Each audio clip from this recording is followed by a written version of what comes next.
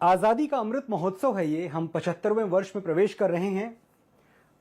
अमृत मंथन जब होगा अमीश, तो सिर्फ अमृत नहीं निकलेगा, थोड़ा सा विष भी निकलेगा। लेकिन हमें उस विष से घबराना नहीं चाहिए, हमें उसका सामना करना चाहिए। एक बार आंखें खोलने की जरूरत है, अपने इतिहास की तरफ देखने की जरूरत है कि जो हमारा अतीत है उसको कैसे अलग अलग टाइम पे, अलग अलग कालखंड में अलग अलग लोगों ने अपने फायदे के लिए ट्विस्ट एंड टर्न किया और कैसे हम उसका शिकार बनते गए। मैं इस फिल्म इंडस्ट्री में हूं और मैं इस फिल्म इंडस्ट्री को अच्छी जगह मानता हूं, मैं इसको खराब जगह नहीं मानता। लेकिन समय समय पर अपने जाती फायदे के लिए यहां कहानियों को इस तरह से पेश किया गया है कि आज मुझे शर्मिंदगी होती है। मुझे शर्मिंदगी होती है जब मुझे फिल्म बहुत पसंद है, मुगले आजम अच्छा ड्रामा है, अच्छी कहानी है, लेकिन जो दिखाया गया है उसका सच्चाई से कोई लेना देना दूर दूर तक नहीं है। हमारी प्रॉब्लम यह है कि उस जनरेशन से लेकर आज तक जो हमें पर्दे पे दिखा दिया गया, हमने इसको सच मान लिया। हमने कभी इतिहास के पन्ने पलटने की कोशिश नहीं की, हमने द ग्रेट मुगल मान लिया और यह नहीं सोचा कि जिसको हम द ग्रेट मुगल कह रहे हैं ये वही आदमी है जो आगरा के किले के सामने मीना बाजार लगवाता था और लड़कियां जाके पसंद करता था, अपने हरम में भेजता था। और फिर आप गलती करते हैं कि एक फिल्म बनाते हैं जिसका नाम है जोधा अकबर। मतलब जोधा अकबर, आप उसे लव स्टोरी की तरह प्रेजेंट करते हैं कि यह बड़ी शाश्वत प्रेम कथा है जोधा अकबर। उस वक्त आपने बताया कि जोधा बाई, तो खैर कुछ तो इतिहासकार ये भी मानते हैं कि वो कभी विवाह हुआ ही नहीं था आमेर की राजकुमारी का अकबर के साथ, तो वो विवादित विषय है। लेकिन अगर हुआ भी था तो वो तीसरी पत्नी थी, वो तीसरी पत्नी थी। अगर यहां भी बात रुक जाती तो हम मान लेते कि चलो अच्छी लव स्टोरी थी। तीसरी पत्नी के साथ अकबर ने जिंदगी भर शादी का पवित्र बंधन निभा दिया। यह हुआ। जोधा के बाद 9 शादियां, विकिपीडिया पढ़िए ना, मैं दूर जाने की बात नहीं कर रहा, हर किसी के पास अवेलेबल है। जोधा बाई के बाद 9 शादियां की हैं। कुछ इतिहासकार यह भी मानते हैं कि तकरीबन 36 शादियां की थी अकबर ने। यह कौन सी मोहब्बत थी? यह कौन सी मोहब्बत थी जो कभी रुकी ही नहीं? यह कौन सी मोहब्बत थी कि 1562 में अकबर जोधाबाई से विवाह करते हैं और 21 जून 1576 को पूरा मालवा उजाड़ देते हैं, बाज बहादुर को मार देते हैं, रानी रूपमती खुदकुशी कर लेती हैं क्योंकि रानी रूपमती के रूप का वर्णन सुन के यह आदमी पागल हो गया था। ये कहीं किसी नुक्कड़ से, बाजार से गुजर रहे थे। अकबर के बारे में ये सुनते रहते हैं कि भेष बदल के घूमते रहते थे। भेष बदल के घूमते थे, क्यों घूमते थे? भेष बदल के प्रजा का हालचाल जानने के लिए घूमते थे? ये तो झूठा इतिहास है जो हमें पिलाया गया है। सच ये है कि भेष बदल के हंटिंग ग्राउंड में घूमते थे, वो शिकार करने के लिए घूमते थे कि किसका शिकार करें। और ऐसा ही एक दिन था, इतिहासकारों ने लिखा है, जब अकबर रात के वक्त भेष बदल के घूम रहे थे और एक जगह नुक्कड़ नाटक चल रहा था। तो उस नुक्कड़ नाटक में जो कलाकार था वो रानी रूपमती की सुंदरता का वर्णन कर रहा था कि कैसे दुनिया में रानी रूपमती से ज्यादा सुंदर कोई और नहीं है।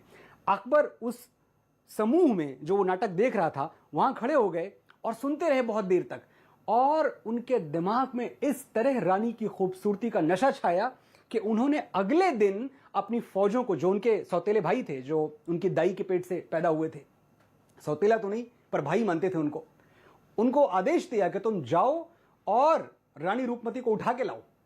रानी रूपमती को लाने की, वो सती थी, रानी रूपमती थी, बाज बहादुर बहुत बहादुर थे। इन लोगों ने सरेंडर नहीं किया और अकबरी फौजों ने पूरा मालवा तहस नहस कर दिया। वो मालवा जो साहित्य का, संगीत का, लिटरेचर का, अदब का गढ़ था, जहां कोई बुराई ही नहीं थी। मैं ये कह दूं, अगर एक जो परफेक्ट स्टेट होता है, परफेक्ट ऑर्डर में स्टेट होता है, मालवा ऐसी जगह थी। अकबरी फौजों ने सब बर्बाद कर दिया। यह जोधाबाई से शादी के तकरीबन 14 साल बाद की घटना है। तो अकबर तो कहीं रुका ही नहीं, जब तक जिया अपनी हवस, अपनी वासना का पुजारी बना रहा।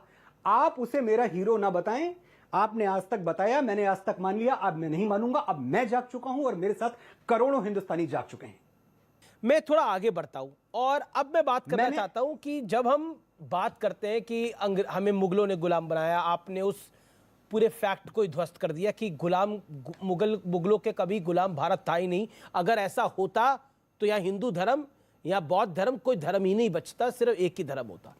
मैं आपसे एक अलग सवाल पूछता हूं, क्या आपको लगता है अंग्रेजों के गुलाम हम उनकी मानसिकता की वजह से थे, अपनी मानसिकता की वजह से थे, उनकी वजह से नहीं?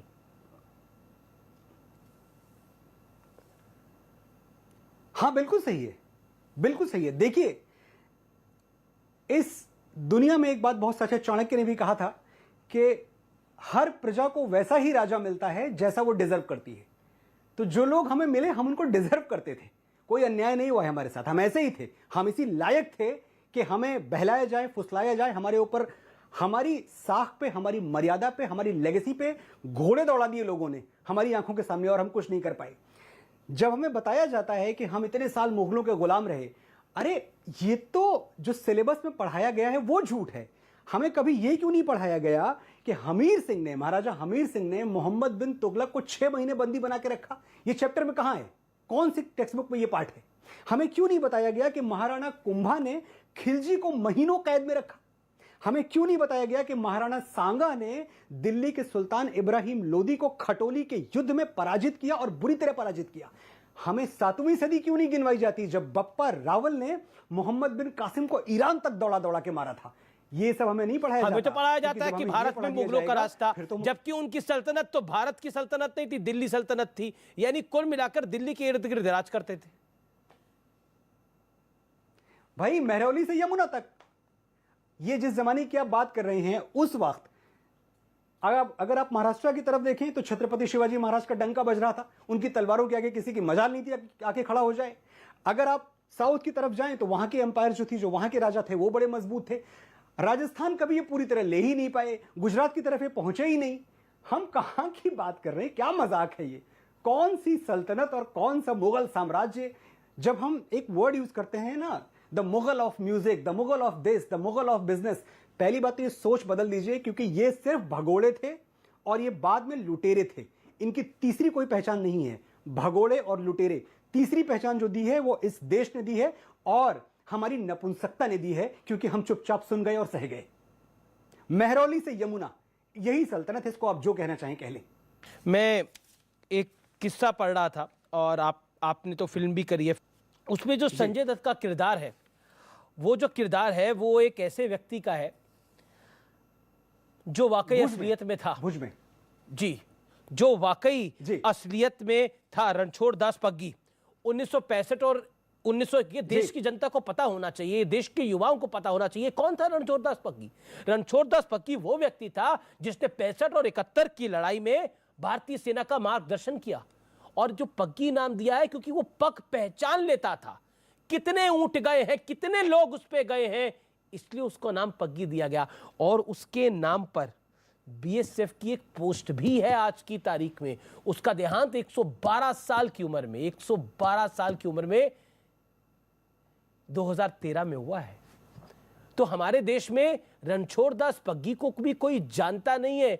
हालांकि एक फिल्म बनी है, उसके जरिए हो सकता है बहुत लोग उसको जाने। अब आने वाले दिनों के अंदर उनकी